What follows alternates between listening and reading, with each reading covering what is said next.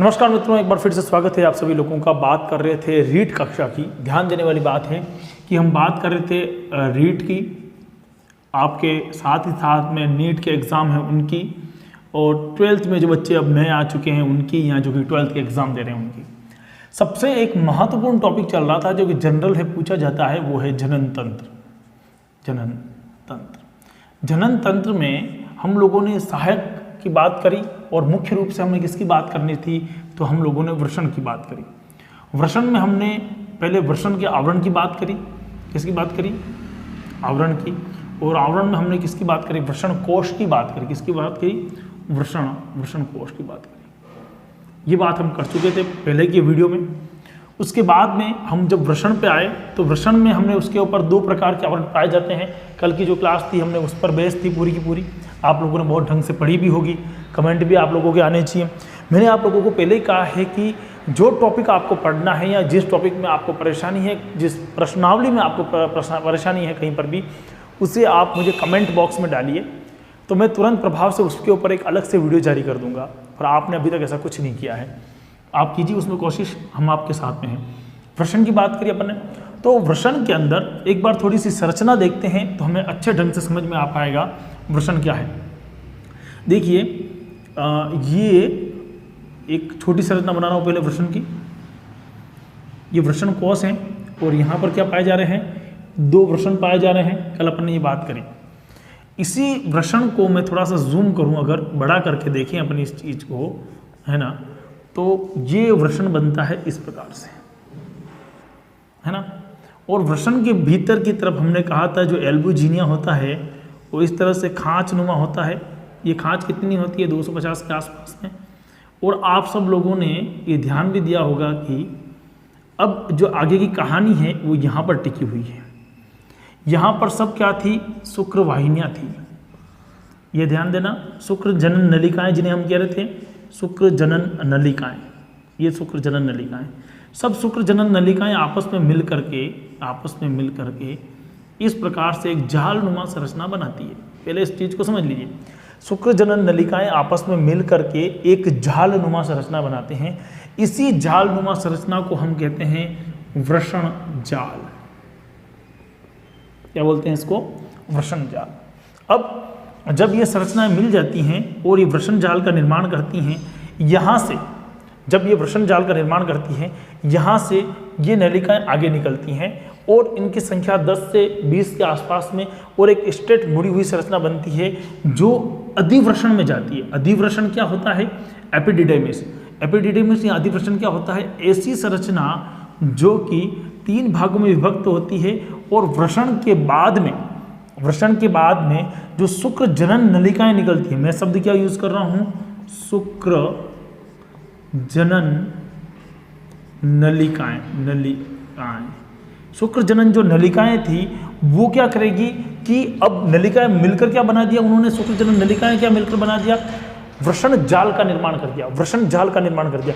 अब जो वृषण जाल हैं, थोड़ा सा व्यवधान उत्पन्न होगा आज की कक्षा में, क्योंकि बाहर की तरफ जो है वो कंस्ट्रक्शन का काम चल रहा है, रोड को तोड़ा के कुछ नया बनाया जा रहा है, तो मैं आप लोगों के थोड़ा जोर से बोलने की कोशिश करूँगा। जो वृषण जाल है वो यहाँ से जो नलिकाओं के रूप में जो निकला उसे कहेंगे, उसे क्या बोलेंगे अपन? शुक्रवाहिनी, है ना, शुक्रवाहिनी। क्या बोलेंगे अपन उसको? शुक्रवाहिनी नलिकाएं। शुक्रवाहिनी नलिकाएं। और यह शुक्रवाहिनी जो नलिकाएं हैं ये कहाँ जाएंगी? शुक्रवाहिनी नलिकाएं सीधी जाएगी अधिवृषण में। कहाँ जाएंगी? शुक्रवाहिनी नलिकाएं कहाँ जाएंगी? अधिवृषण के अंदर जाएंगी। तो एक मोटा चित्र जो था उसको मैंने आप लोगों के लिए ले आया हूँ ताकि आपको समझ में आ जाए। एक बार इसको समझते हैं, और एक बार आपने इसको देख लिया पूरा, अब इससे आगे देखते हैं अपन। देखिए, वृषण जो है इसमें क्या हुआ? तो शुक्र जनन नलिका, शुक्र जनन नलिका, ये वाली जो शुक्र जनन नलिकाएं हैं छोटी छोटी, वो है ना, नलिका पर एक उपकला आवरण पाया जाता है। आवरण पाया जाता है ना। शुक्र जनन नलिका पर एक उपकला आवरण पाया जाता है। अब ये जो आवरण है ना, यह आवरण क्या होगा, उपकला का है, ध्यान देना किस प्रकार का, तो संयोजी रखना, संयोजी उपकला, संयोजी उपकला का आवरण पाया जाता है। अब इस आवरण के मूलतः दो भाग हैं, है ना। इसके भीतर जो कोशिकाएं होती हैं, कोशिकाओं के कितने भाग हैं, कोशिकाएं कितनी होती हैं, तो दो प्रकार की होती हैं। प्रथम जो कोशिका होती है उसे बोलते हैं शुक्राणु, लिखते हैं शुक्राणु जननीय कोशिका। प्रथम कोशिका कौन सी होगी, शुक्राणु जननीय कोशिकाएं। ऐसी कोशिकाएं जो किसका निर्माण करती हैं, जो शुक्राणु का निर्माण करती है, शुक्राणु का निर्माण करती है, निर्माण करती हैं। ऐसी कोशिकाएं जो शुक्राणु का निर्माण करती है उन्हें हम क्या बोलेंगे, शुक्र जननीय कोशिकाएं। तो ये इसमें पाई जाएंगी। संख्या क्या होगी, इनकी संख्या क्या होगी, संख्या अधिक होगी। संख्या क्या होती है, अधिक होती है, अधिक होती है। ध्यान देना, इनकी संख्या क्या होती है, अधिक होती है ना। अब क्या है, इधर कौन आएगा, ये तो होगी शुक्र जनन नलिकाएं। इधर आती है हमारे पास में सर्टोली कोशिका, सर्टोली कोशिका। एक मिनट में गेट बंद कर देता हूं जिससे आवाज थोड़ी कम हो जाएगी।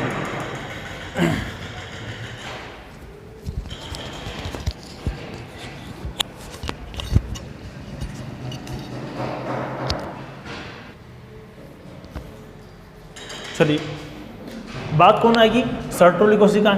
इन्हीं सर्टोली कोशिकाओं के कुछ अन्य नाम हैं, अन्य नाम। प्रश्न पूछा जाएगा सर्टोली कोशिकाओं के अन्य नाम क्या हैं, तो इन्हें हम क्या बोलते हैं, धात्री कोशिका, यानी कि नर्स सेल, धात्री कोशिका। कोशिका, धात्री कोशिका का मतलब क्या हो गया, नर्स सेल, है ना। ध्यान देना, इसी के अलावा धात्री कोशिका, ये तो एक नाम हो गया, एक नाम और आता है इनका, उसे कहते हैं अवलंबन कोशिका, अवलंबन कोशिका। कोशिका, धात्री कोशिका और अवलंबन कोशिका। सर्टोलिक कोशिका का ही दूसरा नाम है धात्री कोशिका, यानी कि नर्स सेल, और अवलंबन कोशिका, है ना। अवलंबन क्यों कह रहे हैं, क्योंकि यह कोशिका क्या कर रही है, आपको ये कोशिका क्या कर रही है, शुक्राणु, जो नए शुक्राणु हैं, यानी कि शुक्राणु पूर्व कोशिकाएं जो हैं, शुक्राणु से पहले बनी हुई कोशिकाएं, उनको क्या दे रही है, अवलंबन दे रही है, उनको सहायता प्रदान कर रही है। अच्छा, इन कोशिकाओं की कुछ विशेषताएं हैं। क्या विशेषताएं, देखिए एक बार आप स्क्रीनशॉट ले लीजिए, या चलो देख ही लीजिए क्या विशेषताएं। संख्या इनकी क्या होती है, संख्या इनकी क्या होती है, कम होती है। संख्या क्या है, कम होती है। अच्छा, संख्या कम है तो आकार कैसा होगा, आकार इनका कैसा होता है, बड़ा होता है। आकार कैसा होता है, बड़ा होता है। और ऊपरी भाग कैसा होता है, ऊपरी भाग यानी कि स्वतंत्र होता है और कटा फटा होता है। अगर इसकी संरचना देखना चाहें ये हमारे पास शुक्र जनन नलिकाएं हैं। इन शुक्र जनन नलिकाओं को मैं थोड़ा सा जूम कर रहा हूँ यहाँ पर, इसको मैं, इस भाग को मैंने क्या किया है, जूम किया। इस भाग को मैंने क्या किया है, जूम किया। इसमें से ये एक शुक्र जनन नलिका निकाली अपन ने, मान लो ये एक शुक्र जनन नलिका है। अब इस एक शुक्र जनन नलिका का अगर अपन टीएस देखें, इस तरह का, है ना, इसका अपन टीएस करके देखें तो हम पाएंगे कि इस तरह से बीच बीच में सर्टोली कोशिकाएं होंगी। टीएस जब हम समझते हैं ना, इस तरह से जो काटा जाता है उसे अपन क्या कहते हैं, टीएस। तो इस तरह की क्या होगी, सर्टोली कोशिकाएं होंगी, और इन पर क्या लगे होंगे, शुक्राणु लगे होंगे। इस तरह से शुक्राणु का विकास होगा।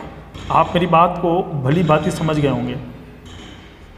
तो ये इसीलिए अपन ने इनका शब्द कौन सा उपयोग किया है, बोलिए, अपन ने सर्टोली कोशिकाओं का उपयोग किया है। नाम उसमें अपन ने क्या बोला, तो अवलंबन बोला है। अपन ने क्या बोला, तो धात्री कोशिकाएं बोली है अपन ने, है ना।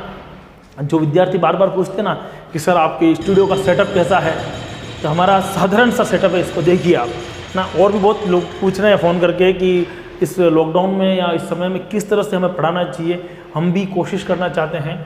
तो आपका सबका स्वागत है, और आप सभी लोग अपने घर से तैयारी कीजिए। अगर आप छोटी कक्षाओं को पढ़ाना चाहते हैं या अच्छी तैयारी करना चाहते हैं तो अच्छी बात है, आप यूट्यूब पर आइए, यूट्यूब आपका स्वागत करता है और वहाँ पर आप वीडियो बनाइए। मैं आप लोगों को बताऊंगा कि यहाँ की किस तरह की फैसिलिटीज़ हैं और मैं किस तरह से यहाँ पर वीडियो बना रहा हूँ। उसके लिए आपको पंखे भी बंद रखने पड़ते हैं ताकि आप प्रॉपर आवाज़ आप तक पहुँचे। चलिए, ऊपरी भाग की अपन बात करें तो कैसा होता है, कटा फटा होता है। देखिए कटा फटा भाग है, यहाँ पर खाँच बनी, यूँ समझिए इस तरह से खाँचें बनी होगी, है ना, ताकि शुक्राणु का सिर इसमें आ सके, शुक्राणु का क्या हो जाएगा, सिर आ सके इसमें के अंदर से। अच्छा, क्या कार्य करती हैं सर्टोली कोशिकाएं जो होती हैं, वो क्या कार्य करती हैं? अगर आपने ये पूरा बना लिया है तो मैं इससे आगे लिखूं, आगे ले चलो। चलिए इसको मिटा देता हूं।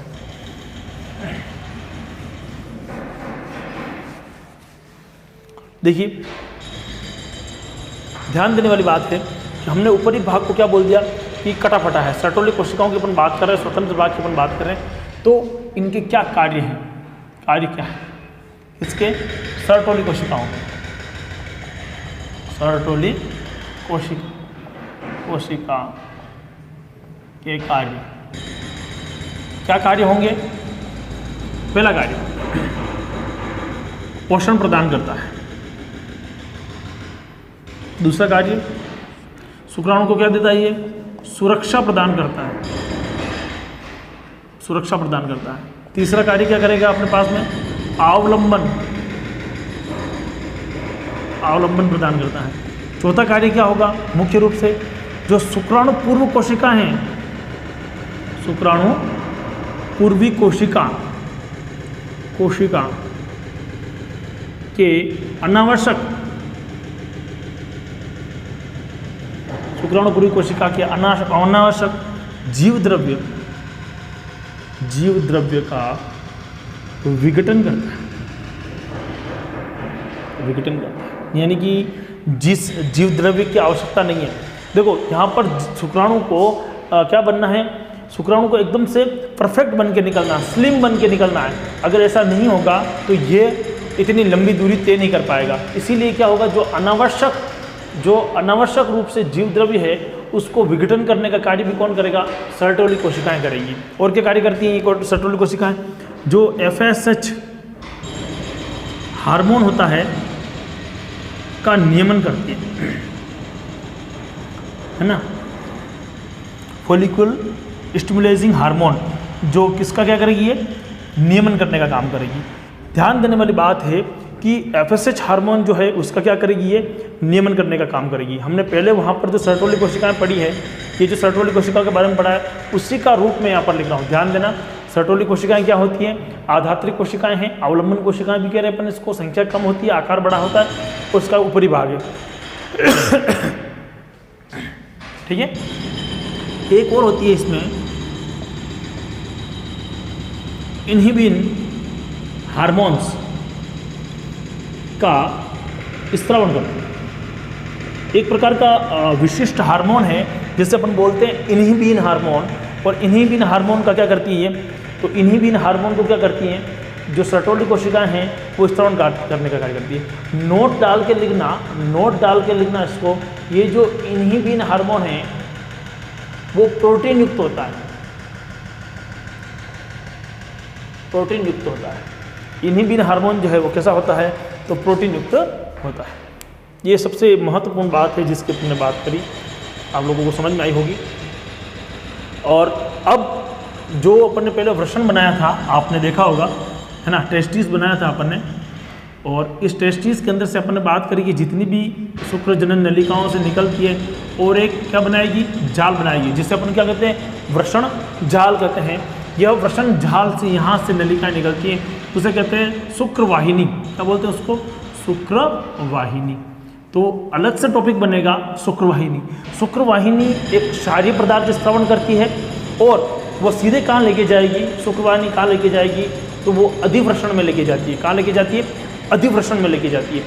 आज की क्लास को अपन यहीं रोकेंगे क्योंकि काफ़ी शोर शराबा भी है, और कल से हम इसको फिर से कंटिन्यू करेंगे अगले टॉपिक से, और वहाँ से पढ़ेंगे अपन शुक्रवाहिनी से। शुक्रवाहिनी के बाद में हम अधिवृषण पढ़ेंगे, अधिवृषण के बाद में हम शुक्राशय पढ़ेंगे, शुक्राशय के बाद में हम मूत्र मार्ग पढ़ेंगे, और मूत्र मार्ग के बाद में हम शिश्न पढ़ेंगे, और शिश्न के बाद में हम कुछ लोगों को कहना होता है कि यहीं पर हम पूरा जनन तंत्र के साथ में ही शुक्र निर्माण की क्रिया विधि को समझ लें, तो हम यहाँ पर शुक्र निर्माण की क्रिया विधि को भी पूरा यहीं पर समझेंगे। तब तक घर पे रहना है, सुरक्षित रहना है, और जो टॉपिक में दिक्कत है उसे मुझे लिख भेजना है। जय हिंद, जय भारत।